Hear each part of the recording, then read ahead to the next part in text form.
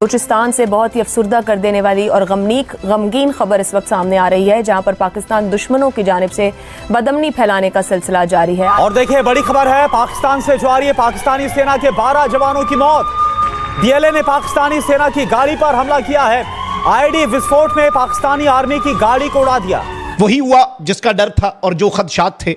कल्लात में एक unfortunate incident पेश आया है और भारत के स्पॉन्सर्ड बीएलए के दहशतगर्दों ने बदतरीन हमला किया है और यकीन माने कि उसके जो विजुअल्स हैं वो दिल चीर के रख देने के लिए काफी है। इस तरह से उनकी लाशें देख के उनकी जो हालत है, यकीन माने किसी भी इंसान का दिल जो है, कलेजा जो है वो छलनी हो जाए। अब अटैक शुरू हो गए हैं, जो पहले ही हो रहे थे, लेकिन जाहिर है कि जो अटैक करने वाले थे फौज पर, सिक्योरिटी फोर्सेस पर, वो जब देखेंगे कि अंदर पॉलिटिकल एक टर्मोइल आ रहा है और वो जिससे लड़ रहे हैं यानी फौज, उनके अपने अंदर एक ट्रबल आ गई तो वो फायदा क्यों नहीं उठाएंगे, वो अपने हमले तेज करेंगे। देखिए पाकिस्तान ने आज तक, अफसा साहबा एक टर्म होती है उसे हम बोलते हैं स्ट्रेटेजिक पेशेंस, हमने हमेशा सब्र का। देखिए 4000 बंदे 4 सालों में हमने शहीद करवाए हैं। 4000 बहुत बड़ी फिगर होती है। ये उन घरों में, फैमिलीज में पूछें। हमारा जो एजेंडा है वो 1 पॉइंट एजेंडा है। दहशतगर्दी बंद होनी चाहिए, नॉन स्टेट एक्टर्स को लगाम डालें, टीटीपी को कंट्रोल करें। इन्होंने मल्टीपल मुक्ति वाहिनियां लॉन्च कर दी हैं पाकिस्तान के अंदर, ताकि पाकिस्तान को अंदर फंसाया जाए। इंडिया अफगानिस्तान और ईरान को इस्तेमाल करके अगर हमारे खिलाफ इतनी बड़ी बड़ी इंसर्जेंसीज करा सकता है, तो हम अपने बॉर्डर से लगे हुए इलाकों में, ईस्टर्न पंजाब में और कश्मीर में क्यों नहीं करा सकते? जबकि हमको करना तो मणिपुर में भी चाहिए, नक्सलाइट्स के साथ भी करना चाहिए। वो अपने आप को माओइस्ट कहते हैं, कम्युनिस्ट कहते हैं। चाइना के साथ मिलकर करना चाहिए। जब चाइना के साथ हम डिफेंस कोऑपरेशन कर रहे हैं, हम इंटेलिजेंस शेयरिंग कर रहे हैं, तो हम ऑन ग्राउंड इंडिया के अंदर इंसर्जेंसीज को क्यों नहीं सपोर्ट कर रहे हैं? ये जो बीएलए के टेररिस्ट हैं, ये बाज़ाब्ता तौर पर, बाकायदा तौर पर इनकी जो फंडिंग है रॉ की तरफ से, वो फंडिंग 10 गुना बढ़ा दी गई है, यानी उसमें एक 10 फोल्ड इंक्रीज किया गया है। देखिए हमारे पास बेहतरीन एयरफोर्स है, हमारे पास बेहतरीन असला है, हमारे पास सब कुछ है, और ये असला पाकिस्तान के दुश्मनों के लिए ही है। चाहे वो दुश्मन मुल्क के अंदर छुपा बैठा हो या फिर वो दुश्मन जो है वो मुल्क से बाहर बैठा हो, अब वो दुश्मन बचना नहीं चाहिए। And this is the right time के इस वक्त बड़े पैमाने पर इन दुश्मनों पर स्ट्राइक की जाए और इनफ इज इनफ। सबसे बड़ा दुश्मन इस वक्त कौन, आपको पता ही है? वो मुझे नहीं पता सर, आपको मैं लिटरली बताऊं ना, करने हैं हमारे जो ये इनके जो बलूचिस्तान में जो हुआ वो सारों को पता है। वो उनके साथ वो एटॉमिक पावर है, the 7th atomic power of the world. हमें वो स्टेबल चाहते ही नहीं, वो चाहते हैं कि ये ख्वार हो जाएं। बलूचिस्तान में टेररिज्म होता है, कोई भी एक्टिविटी होती है जो कि अभी बड़ी वाज़ेह हो भी रही है बहुत सारे जगहों पे, जिस तरह से अटैक्स हो रहे हैं। क्या पाकिस्तान को भी इसी तरह करना चाहिए कि जिस तरह से ऑपरेशन सिंदूर उन्होंने लॉन्च किया कि आपने पहलगाम में हमारे बंदों को मारा है, वो आपके बंदे आए हुए थे, तो क्या पाकिस्तान को ये करना चाहिए बलूचिस्तान में कह कि आपके बंदे टेररिज्म करा रहे हैं, हम आप पे ऑपरेशन लॉन्च करते हैं? पूरी दुनिया में इस वक्त यही हो रहा है, प्रॉक्सीज के जरिए जंगें हो रही है। पूरी दुनिया का पैटर्न आप देख लीजिए। पाकिस्तान को, आरएसएस को एक दहशतगर्द तंजीम डिक्लेयर करना चाहिए। पाकिस्तान शुड क्लियरली डिक्लेयर कि RSS is a terrorist organisation सरकारी तौर पर, और आरएसएस को भी हमें अपनी उसी तरह टारगेट लिस्ट पर रखना चाहिए जिस तरह उन्होंने जैश मोहम्मद या लश्कर तैयबा को डिक्लेयर करके कहा कि जो मस्जिदें हैं जो ये इस्तेमाल करते हैं हम उन पर बमबारी करेंगे, मिसाइल उन्होंने भेजा ना, हमला किया ना हमारे ऊपर।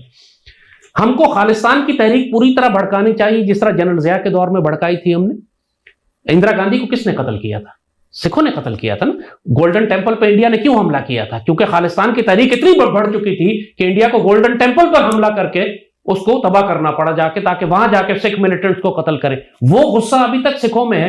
पूरी दुनिया में खालिस्तान की मूवमेंट चल रही है, लाजमन हमको करना है सिखों की तहरीक आजादी को, कश्मीर की तहरीक आजादी को। ये दो तो हमारे बॉर्डर्स के साथ रखी हुई हैं, ये दूर तो नहीं है। इंडिया अफगानिस्तान और ईरान को इस्तेमाल करके अगर हमारे खिलाफ इतनी बड़ी बड़ी इंसर्जेंसीज करा सकता है, तो हम अपने बॉर्डर से लगे हुए इलाकों में, ईस्टर्न पंजाब में और कश्मीर में क्यों नहीं करा सकते? जबकि हमको करना तो मणिपुर में भी चाहिए, नक्सलाइट्स के साथ भी करना चाहिए। वो अपने आप को माओइस्ट कहते हैं, कम्युनिस्ट कहते हैं। चाइना के साथ मिलकर करना चाहिए। जब चाइना के साथ हम डिफेंस कोऑपरेशन कर रहे हैं, हम इंटेलिजेंस शेयरिंग कर रहे हैं, तो हम ऑन ग्राउंड इंडिया के अंदर इंसर्जेंसीज को क्यों नहीं सपोर्ट कर रहे हैं? We must do it. पूरी दुनिया में अब ये बकवास खत्म कर दें, एफएटीएफ लग जाएगा तो पाबंदी लग जाएगी।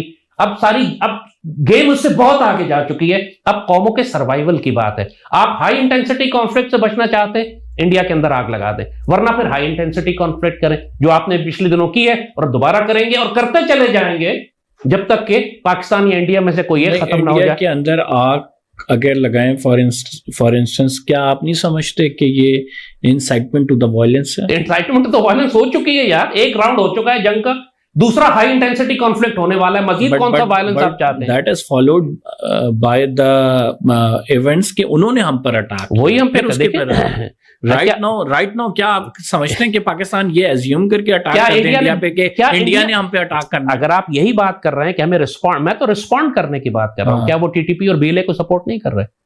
आपको रिस्पॉन्ड ही करना है ना, तो बस रिस्पॉन्ड करें। रिस्पॉन्ड, मेरा तो शिकायत ही यही है, रिस्पॉन्ड क्यों नहीं कर रहे? रोज कहते हैं फितनतुल हिंद नाम रखा हुआ है बीएलए का, फितनतुल हिंद उसका नाम क्यों रखा है? क्योंकि आपको पता है कि ये हिंदुस्तान, भारत इस फितने को पाकिस्तान के खिलाफ इस्तेमाल कर रहा है। तो आपने क्यों नहीं अभी तक खालिस्तान को लॉन्च किया या कश्मीर को लॉन्च किया? जवाब क्यों नहीं दे रहे? मेरी तो शिकायत ही यही है। आप क्या समझते हैं किस पे है इसकी जिम्मेदारी? पूरी रियासत के ऊपर है, क्योंकि पॉलिटिशियंस जो है ना वो फौज को बड़ा बेवकूफ बना जाते हैं, साफ कहूंगा।